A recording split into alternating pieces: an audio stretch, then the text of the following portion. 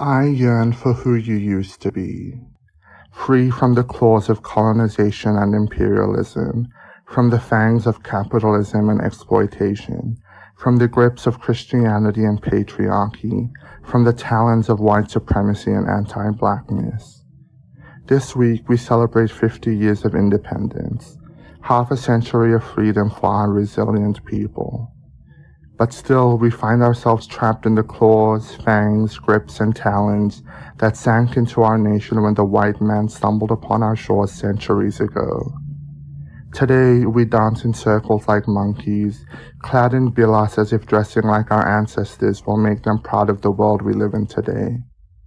I think they would be ashamed, much like you would have been before all those monsters ravaged your lands and your waters.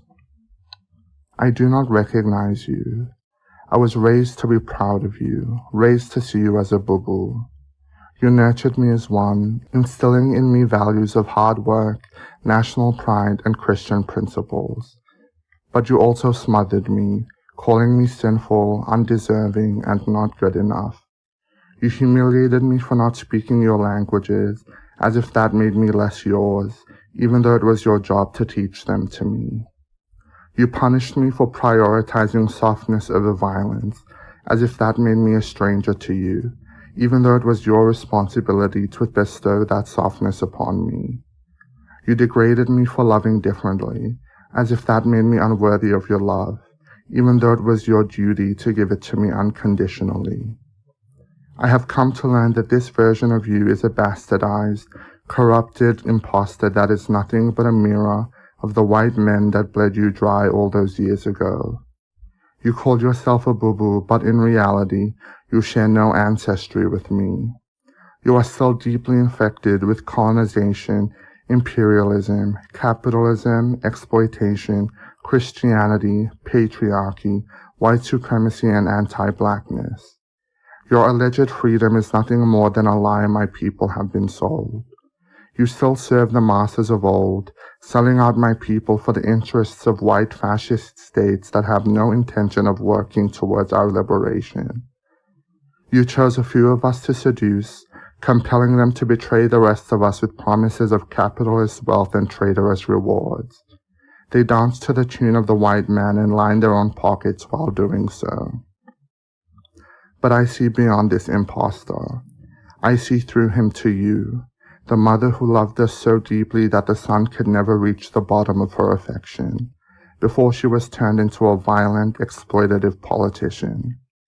I see you, behind the eyes of the politician, bound in chains too tight around your wrists and ankles, gagged with a muzzle so damp with chloroform that you barely spend time awake, and bleeding from all the wounds rained down upon you by claws, fangs, fists, and talons.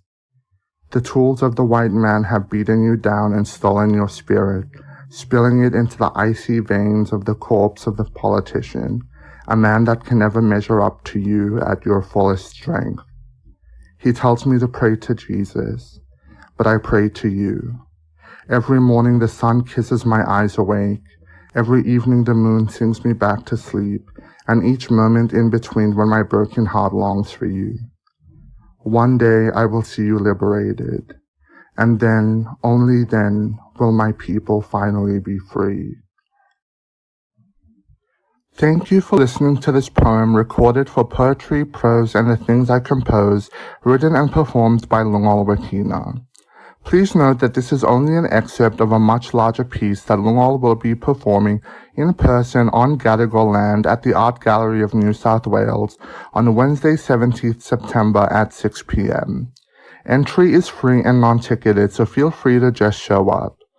Lungol's performance will then be followed by a panel discussion, a yarn about art in Papua New Guinea, the diasporic experience, and Indigenous futures.